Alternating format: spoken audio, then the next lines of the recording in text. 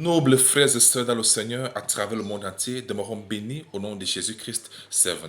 Toujours avec des mots posés sur le cœur, que j'aimerais effectuer avec vous le partage de la parole de Dieu sur un sujet tellement fondamental et capital. Il s'agit de quoi? Il s'agit de tout savoir sur le cœur et les cœurs selon la parole de Dieu. Qu'est-ce que le cœur? Combien de types de cœurs existent-ils? Comment fonctionne le cœur?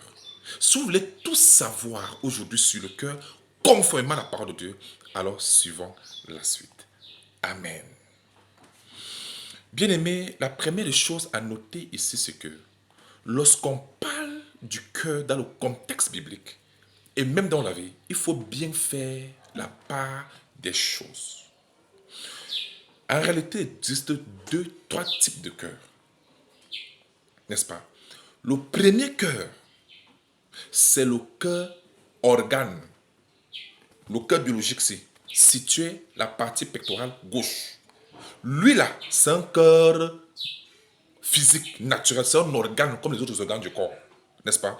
Lui là, il ne réfléchit pas, hein, il ne pense pas, il n'a rien dans la tête. Tout ce que l'organe fait, c'est simplement de pomper le sang dans le corps. C'est tout ce que le cœur biologique s'y fait, le cœur organique s'y fait.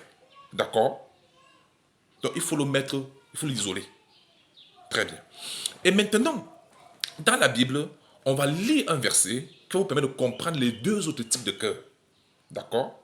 Genèse chapitre 6, les versets 5 et 6, nous lisons.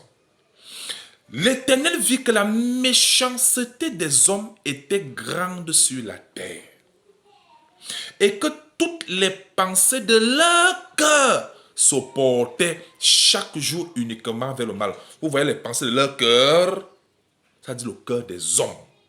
Ça, c'est le deuxième type de cœur. Sixième chose, le verset 6. L'Éternel se repentit d'avoir fait l'homme sur la terre et il fut affligé en son cœur. Ça, c'est le cœur de Dieu. Vous voyez les trois types. Le cœur organique et le cœur biologique. Et donc le cœur de l'homme, qui est une entité spirituelle que je viens de définir tout à l'heure. Et donc le cœur de Dieu. D'accord? Aujourd'hui, nous ne parlons pas du cœur biologique, parce que si vous voulez connaître comment fonctionne le cœur biologique et tout ce qui se passe, allez lire les livres de la biologie, vous allez comprendre. Mais vous allez comprendre là-bas essentiellement que ce que la pompe se met dans le corps, c'est tout, et rien d'autre. Mais maintenant, quand la Bible parle du cœur de l'homme, qui a des mauvaises pensées, il parle de quoi exactement? C'est là où on doit passer à la définition du cœur dans le contexte biblique. Savoir ce que c'est. Mais bien, mais quand on parle du cœur, dans le contexte biblique, on parle du fond même de l'homme, qui est spirituel, le centre de toutes les pensées de l'homme, ses émotions, c'est-à-dire la colère, la joie, la tristesse, tout ça, toutes ces émotions, tous ces sentiments-là. C'est le siège de toutes les pensées de l'homme, toutes les émotions de l'homme, toute la volonté de l'homme. C'est là où les intentions sortent, c'est de là où vient tout. C'est comme World Wide Web. C'est-à-dire, c'est la base, c'est le centre de l'homme, le fond même de l'homme. Et là, c'est spirituel. Amen. C'est ce qu'on appelle le cœur de l'homme. Et quand on dit les pensées de leur cœur se portaient uniquement vers le mal, on parle ici du cœur qui est le centre de toutes les pensées, toutes les émotions, toute la volonté de l'homme, dans le contexte du cœur de l'homme, et toutes les pensées, la volonté, l'émotion de Dieu, dans le contexte du cœur de Dieu. Avez-vous bien compris la différence? Très bien. Parlons maintenant du cœur de l'homme en profondeur. Et quelles sont les caractéristiques du cœur de l'homme? Il faut déjà savoir qu'étant né dans ce monde, nous naissons déjà avec le cœur de l'homme à la base. Mais le cœur de l'homme est naturellement corrompu. Il faut le savoir. Vous savez ce que Jérémie 17, le verset 9 déclare. Le cœur est tortueux, par-dessus tout, et il est méchant. Qui peut le connaître? C'est à cause du péché que le cœur est comme ça. Le cœur est corrompu naturellement. C'est un cœur tortueux. Ça dit qu'il n'est pas. On ne sait pas ce que c'est. Le cœur comme c'est comme ça que le cœur de l'homme est naturellement. L'homme avec grand H, ça dit l'homme ou la femme. C'est comme ça que le cœur est. Voilà pourquoi Dieu demande qu'on ait ce nouveau en Jésus. Parce que sur le plan naturel, même l'enfant qui vient de naître a déjà... C'est-à-dire, l'enfant griffe la mère. Quand la maman commence à crier, l'enfant se met à rire. Des fois, l'enfant croque même le téton, c'est-à-dire le sein de sa mère. Et pendant que la maman crie, lui se met à rire. Des fois, il y a des enfants qui ne permettent même pas à leurs parents de dormir. Il crie plein pour le mal, juste parce qu'il veut nuire. C'est une manifestation d'un cœur corrompu à la nature, par le péché. Si vous accouchez un enfant, vous le séquestrez dans une maison, dans une chambre, pendant 20 ans, personne n'a côté avec lui, il sera toujours méchant, parce que c'est inné. Le cœur est comme ça. C'est vrai que chez d'autres, le mal est tellement avancé, mais pour d'autres, le mal est tellement baissé. Mais toujours est-il qu'au fond, c'est un cœur corrompu. C'est un cœur corrompu. C'est du cœur qui vient la méchanceté. Le mal est préméditation. Vous savez, le cœur de l'homme ne cherche que les intérêts de l'homme. Le cœur de l'homme ne s'attache qu'aux choses de ce monde. Le cœur de l'homme n'aime que les choses qui ne plaisent pas au Seigneur. C'est comme ça que le cœur de l'homme est conçu. La Bible dit que c'est un cœur méchant. Un cœur égoïste, égocentrique. Orgueilleux. Qui ne pense qu'à lui. Qui ne pense qu'à ses intérêts. Qui n'est pas sensible aux affaires de Dieu. Ce cœur-là, on ne peut pas voir Dieu avec ça. C'est un cœur qui est commun pour tous les hommes. Voilà pourquoi Dieu demande ce qu'on naisse de nouveau en Jésus. On va voir, on va y arriver tout à l'heure. Amen. Vous savez, pour vous montrer encore la gravité du cœur de l'homme, on va prendre 2 Timothée chapitre 3 du verset 1 pour montrer les signes de la fin des temps, montrer comment les cœurs sont compliqués. Le cœur de l'homme, c'est compliqué. C'est un cœur noir à la base. Sache que je suis dans 2 Timothée 3 du verset 1. Sache que dans les derniers jours, il y aura des temps difficiles, car les hommes seront égoïstes. Tout ce qu'on va lister là sont les caractéristiques du cœur de l'homme. Les hommes seront égoïstes. Ça dit tout pour moi, rien pour les autres. C'est l'état du cœur des hommes. C'est comme ça que ça passe. Je dis bien homme, ça dit homme et femme avec grand H. D'accord? Homme avec grand H. Égoïste, tout pour moi, rien pour les autres. Il y a des gens comme ça. Le cœur est comme ça, naturellement. Il dit, amis de l'argent. Moi, je les appelle le cœur d'argent. Ça veut dire que s'il n'y a pas l'argent, il n'y a rien. Il y a des gens comme ça. Pour eux, c'est l'argent ou c'est rien. Tu n'as pas l'argent, on ne te considère pas. C'est comme ça que le cœur de l'homme est naturellement. Et c'est pas bon. Fanfarons, les vantards. Autant, ceux qui se croient supérieurs aux autres, que comme ils ont les diplômes, comme ils ont ceci, les autres ne sont rien. Autant. Aïe, aïe, aïe. Blasphémateurs, les gens qui disent des choses sur Dieu sans crainte de l'éternel. Ils n'ont pas la crainte. Ça sont les blasphémateurs. Rebelles à leurs parents, par ceux qui ne respectent même pas les aînés. Même quand tu n'es pas d'accord avec vos parents, il y a une manière de parler. Il y a une manière de faire des choses. Et non toutefois les humilier d'une certaine façon. Il dit ici, ingrat. Voilà donc comment ça se passe donc. L'ingratitude, mon Dieu. L'ingratitude. Voilà, ce sont les caractéristiques du cœur de l'homme. Avec grand H. Irreligieux. On parle de ça, les gens qui s'en fichent pas mal de leur vie spirituelle avec Dieu. Ils s'en fichent. Ce n'est pas leur problème. Or, tout ce sont les caractéristiques du cœur de l'homme, qui est un cœur méchant. Insensible. Oui, voici les gens que tu leur dis.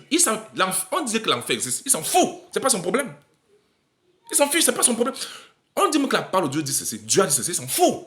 Ils sont insensibles. Jésus le disait encore. Le cœur de ce peuple est devenu comment? Insensible. Il y a des gens comme ça. Ça laisse à 37 et ils s'en foutent. Ce n'est pas son problème. Il ne craint même pas où ira son âme après la mort. Où il passera-t-il son éternité. Ce n'est pas son problème, il s'en fout. Voilà les insensibles. Déloyaux, les gens qui ne savent plus respecter la parole. Calomniateurs, les gens à problème, qui aiment les problèmes. Tout ça sont les caractéristiques qui viennent du cœur. Parce que c'est du cœur qui vient tout ça. Intempérants, les gens qui n'ont pas la maîtrise de soi. Monde de problème. Wow, il devient fou, il va tuer, il va faire ceci. je connais un couple. Ce couple, dès qu'ils ont les problèmes, la femme va prendre le couteau. Elle commence à découper les chaises. L'homme aussi va prendre la machine, il commence à casser les téléviseurs, il casse tout. Donc c'est comme ça qu'ils expriment leur colère. Ils cassent tout pour se calmer.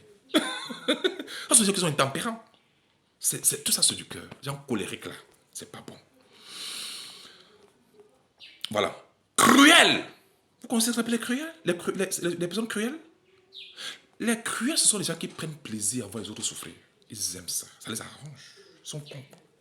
La chute des autres te font plaisir. Aïe! Ça, c'est cruel. Il y a des gens comme ça. Ah, ils n'ont même pas de compassion, ils n'ont pas de pitié pour les gens. Tout ça, ce sont les caractéristiques du cœur de l'homme. Chez d'autres, c'est développé, pendant que d'autres, c'est... Mais à la base, tout ça est corrompu. Ennemi des gens de bien. Quand tu dis oui à Jésus, il y a les gens qui vont te détester. Toi qui aimes la vérité, ceux qui n'aiment pas la vérité vont commencer à te détester. Tu seras leur ennemi. C'est comme ça que le monde est. Ah, tu veux montrer que tu aimes trop Jésus plus que qui? Tu veux montrer... Ouais, tout ça sont les caractéristiques du cœur. Pourquoi? Ce sont les résultats de la jalousie, ça. Traître. Là-bas, c'est sans commentaire. Emporter. Monde de choses, le cœur pas. Oh, non. Il faut qu'on soit stable, attention. Le cœur de l'homme est comme ça. On doit être divers, c'est comme ça. Enflé d'orgueil, aimant le plaisir plus que Dieu. Il y a des gens comme ça. Leur cœur, ils aiment plus le plaisir que Dieu. Combien de temps les gens passent à se faire plaisir? Ils ont plus de temps pour le plaisir que le temps pour Dieu. Il y a des gens comme ça. C'est comme ça que le monde est si. C'est de ça qu'il s'agit. Vous savez, quand quelqu'un décède, 30 minutes après son enterrement, le plaisir de la nourriture, de la boisson, remplace celui qui est décédé sur le champ. Jusqu'aujourd'hui, j'attends toujours voir quelqu'un qui pleure lors de la collation. Tout le monde est dans la joie en train de manger, en train de boire. On oublie le défunt. Alors que ça ne fait pas 30 minutes que j'en pleurais. Vous voyez que le plaisir remplace même le défunt, la personne. C'est terrible. Le monde est assez compliqué. Ayant l'apparence de la piété et rénant ce qui en fait la force. Ça ne dit pas les hypocrites ici. Le Seigneur dit, éloigne-toi de ces hommes-là. C'est pas prêt à leur cœur. Bref, je vais arriver jusqu'où. Tout ça, c'est pour montrer ici la gravité du cœur de l'homme. On ne peut pas se fier. Attention. C'est bon. Cependant, Dieu avait fait une promesse à Israël, à son peuple. En ce temps-là, dans Ézéchiel chapitre 36, le verset 26, voici ce qu'il avait dit. Je vous donnerai, il conjugue son futur, parce que c'est une promesse, je vous donnerai un cœur nouveau et je mettrai à vous un esprit nouveau. Il dit, j'ôterai de votre corps le cœur de pierre et je vous donnerai un cœur de chair. C'est quoi le cœur de pierre ici? C'est le cœur incrédule, dur, méchant, qui n'aime même pas les choses de Dieu, qui n'aime pas trop les choses de Dieu, qui ne sent pas trop parler, ces gens comme ça. C'est ça le cœur. Mais Dieu a dit, il n'a pas dit qu'il va arranger notre ancien cœur. Il a dit qu'il va ôter ce cœur et nous donner un nouveau cœur. Question, comment est-ce possible? Le nouveau cœur dont on parle là, c'est le cœur de Dieu qui nous est donné en Jésus-Christ par notre nouvelle naissance. Lorsque les gens se convertissent au Seigneur, lorsque quelqu'un vient à Christ, il meurt d'abord en tant qu'ancienne créature et il ressuscite en tant qu'une nouvelle créature en Jésus-Christ. Donc un enfant de Dieu est une nouvelle créature. Il est né de nouveau. De même qu'en venant dans son monde, quand on est né avec le cœur de l'homme. De même, quand on est né de Dieu, on est le cœur de Dieu. En Jésus-Christ. S'il vous plaît, chaque être reçoit le cœur en fonction de l'espèce de reproduction. C'est-à-dire quoi? Le lion donnera naissance à un lion qui a le cœur de lion. Les serpents donnent naissance aux serpents qui ont le cœur de serpents. Les hommes donnent naissance aux hommes avec le cœur de l'homme. Dieu donne naissance dans un sens spirituel parce qu'il nous a engendrés, n'est-ce pas? Quand on naît de Dieu avec son cœur. Question, dites-moi, n'est-ce pas Dieu habite en nous? Son cœur où? Au ciel, ou bien son cœur en nous? C'est son cœur qui vit en nous. Si je vis, ce n'est plus moi qui vis, c'est Christ qui vit en moi. Donc comme c'est Christ qui vit en moi, c'est Dieu qui vit en moi, le cœur de Dieu est installé en moi et a supplanté mon cœur. C'est le cœur de Dieu qui règne. Dieu a fait la promesse qu'il nous donnera un cœur nouveau. Ce cœur-là, c'est le cœur de Dieu qui est donné uniquement à ceux qui sont nés de nouveau en Jésus-Christ. À ce moment, le cœur est changé. Amen. Voici les preuves. Actes chapitre 4, nous lisons directement le verset 32, il est écrit. Regardez comment c'est écrit. La multitude de ceux qui avaient cru, on parle de tous ceux qui étaient nés de Dieu en Jésus-Christ. dans l'église primitive. La Bible dit que la multitude de ceux qui avaient cru, les vrais croyants de l'époque, il dit, n'était qu'un cœur, pas deux cœurs, un cœur. Quel cœur? Le cœur du Seigneur. Il n'était qu'un cœur. C'est-à-dire le système de pensée de Dieu, l'émotion et la volonté de Dieu. Voilà ce qui les caractérisait. Quand nous venons à Christ, nous mourons avec nos cœurs. Les cœurs sont ôtés comme je l'avais annoncé. Maintenant, en naissant de nouveau, nous naissons avec un nouveau cœur, le cœur de Dieu. Comment savoir qu'on a le cœur de Dieu? C'est ça la question. Le cœur de Dieu, c'est un cœur qui va devoir t'amener à aimer Dieu de tout ton cœur, tout ton âme, tout ton esprit. Quand il dit tu aimeras le Seigneur de Dieu, ton Dieu de tout, quand il disait cela, tu aimeras au futur ton Dieu de tout ton corps, tout ton âme, tout ton esprit. C'est une promesse. C'est quelque chose qui ne pouvait pas arriver à ce temps-là.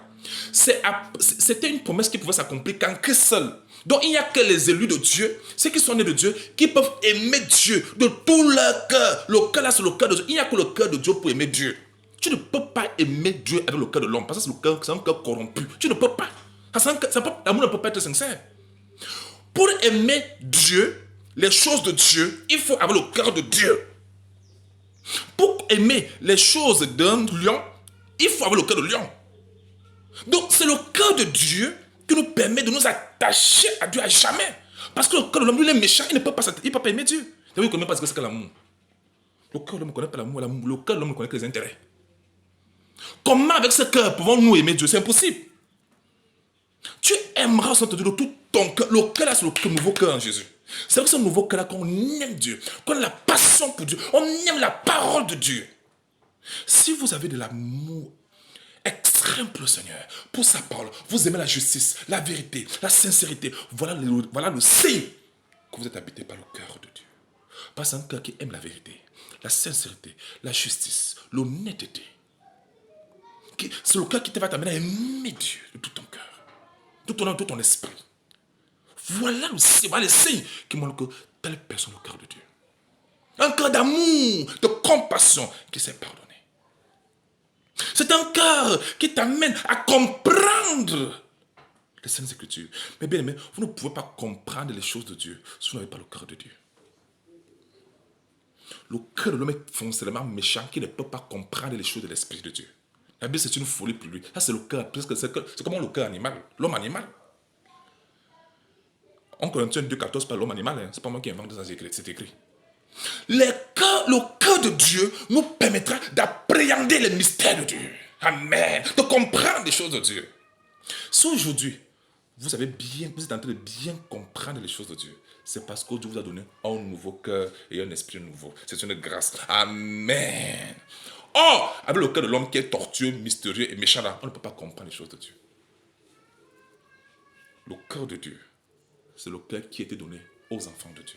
Ah, Jésus-Christ. La multitude de ceux qui avaient cru n'était qu'un cœur.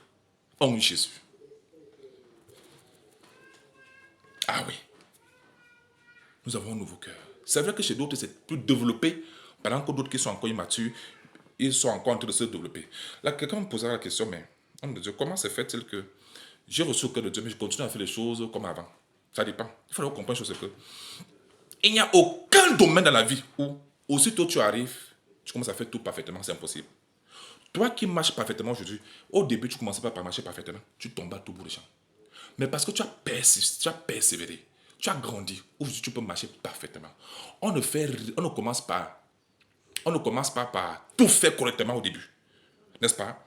Mais avec la persévérance, avec le processus, on s'améliore, on se perfectionne et on commence à faire tout correctement. Mais au début, ce n'est pas le cas. C'est comme si tu demandes à un enfant de commencer à faire tout correctement. Il ne peut pas. Il ne peut pas parce qu'il ne peut même pas. Toi qui parles couramment français aujourd'hui, est-ce que tu commençais par parler parfaitement français? Non. Toi qui marches correctement aujourd'hui, tu marches d'abord correctement. Non, tu tombes à tout bout de champ. C'est comme ça dans la vie ici. Quand nous entrons le Seigneur, n'est-ce pas? Il y a un processus de perfectionnement. L'apôtre Paul parle du perfectionnement de ça. Il faut s'améliorer. Amen. Donc pour dire ici que on a reçu un nouveau cœur, c'est vrai.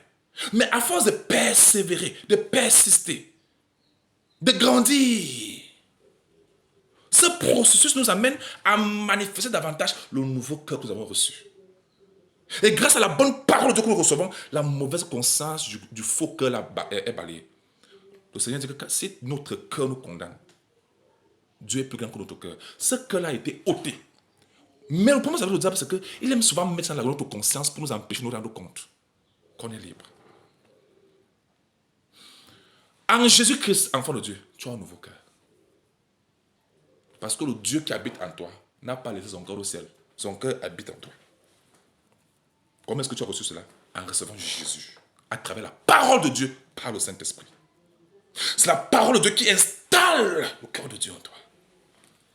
Tu dois grandir dans cela pour que tu puisses agir comme ça se doit.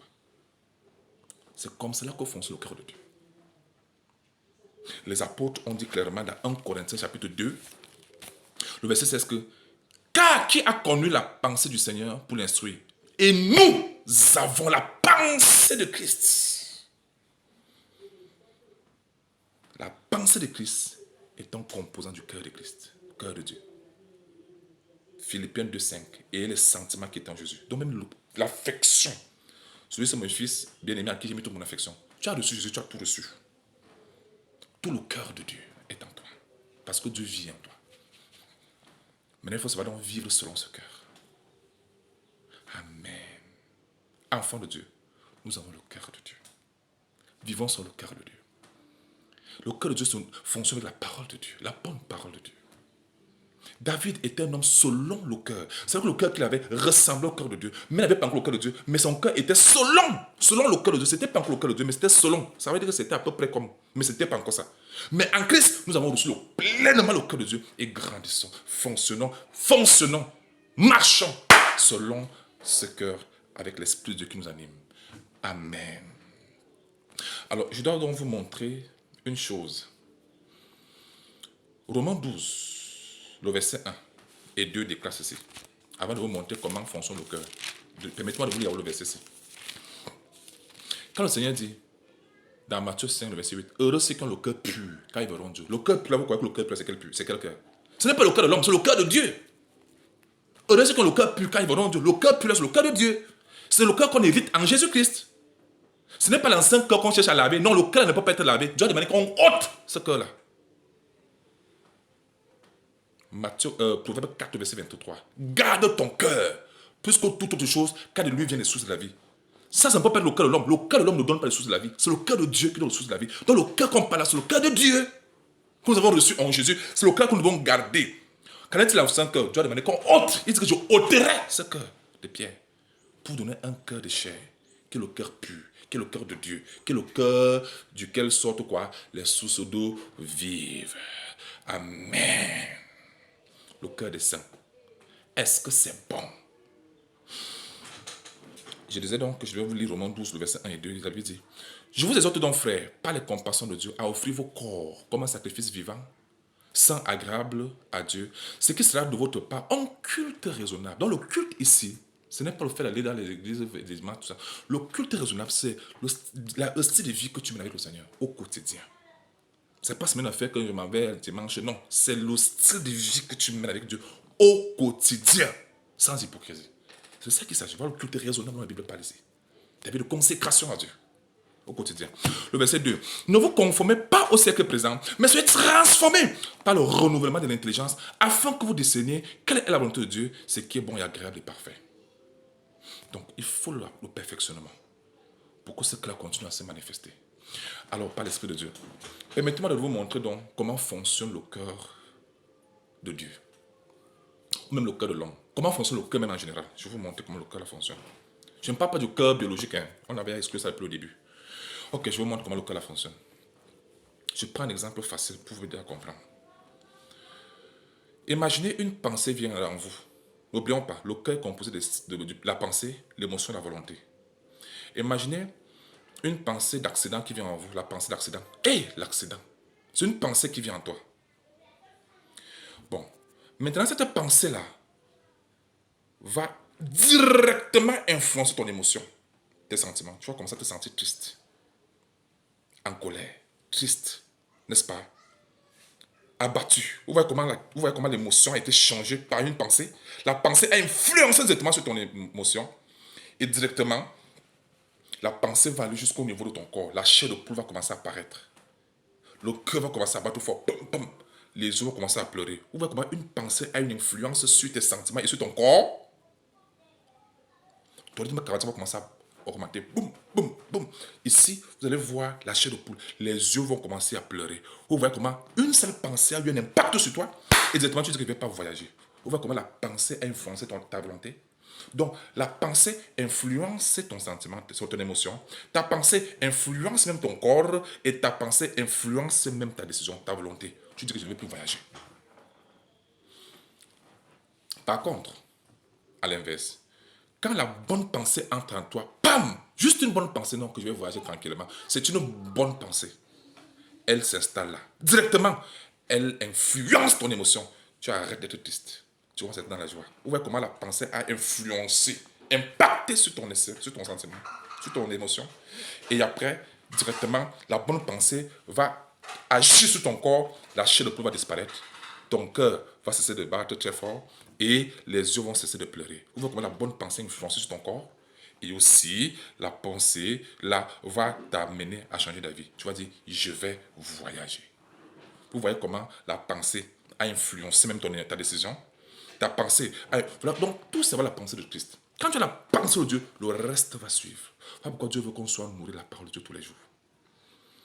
Parce que plus on est nourri de la parole de Dieu, plus on comprend les choses de Dieu. Plus on agit conformément comme Dieu demande. Amen. La parole de Dieu, c'est le secret. Amen. Quand on a la pensée de Christ, l'émotion sera l'émotion de Christ. La volonté sera la volonté de Dieu. Même le corps va agir, va s'aligner. Vous voyez maintenant? Donc tout c'est la pensée. Quelle pensée avons-nous? Voilà pourquoi il a dit dans Ecclésiaste 3, le verset 11, qu'il a mis en nous la pensée de l'éternité. Et Philippiens 4, ça c'est une dernière exhortation, du verset 7 au verset 8. Ecclésiaste et Philippiens 4, 7 à 8. Et la paix de Dieu, qui surpasse toute intelligence, gardera vos cœurs et vos pensées en Jésus-Christ. Il y a un seul cœur. Au reste, frères, que tout ce qui est vrai, tout ce qui est honorable, tout ce qui est juste, tout ce qui est pur, tout ce qui est aimable, tout ce qui mérite l'approbation, ce qui est vertueux et digne de louange, soit l'objet de vos pensées. Pensez positivement. Et vous verrez les choses positives arriver. Mais quand on est négatif à les pensées, ce sont les choses-là qui vont nous arriver. Soyons positifs. Amen. Enfants de Dieu, nous avons reçu un nouveau cœur en Jésus. Ce cœur-là, c'est le cœur qui fonctionne la parole de Dieu. Et marchons dans la volonté de Dieu, conformément à sa parole. Même son temps, il faut se relever et avancer. Gloire à Dieu. Nous sommes ceux-là qui exprimons la gloire de Dieu sur la terre. Gloire à Dieu. Voilà pourquoi vous constatez que vous n'avez plus de colère dans votre cœur. Vous n'arrivez même plus à jalouser quelqu'un, les combattre. Vous n'arrivez même plus à attacher les gens. C'est parce que vous avez reçu un nouveau cœur en Jésus. C'est le signe que vous avez reçu un nouveau cœur en Jésus. C'est grâce à ce cœur qu'on peut comprendre les choses de Dieu. On comprend les choses de Dieu avec le cœur de Dieu. Amen. Et l'Esprit de Dieu. Si on n'a pas, ce n'est pas possible. Mais bien aimé le Seigneur, garde ton cœur. Ça, c'est le nouveau cœur. Plus que toute autre chose, Proverbe 4, verset 23, car de lui vient la source de la vie. C'est le cœur à garder, c'est celui que Dieu nous a donné en Jésus-Christ. God bless you. Toutes vos questions et préoccupations sont les bienvenues. Demeurez bénis. Amen.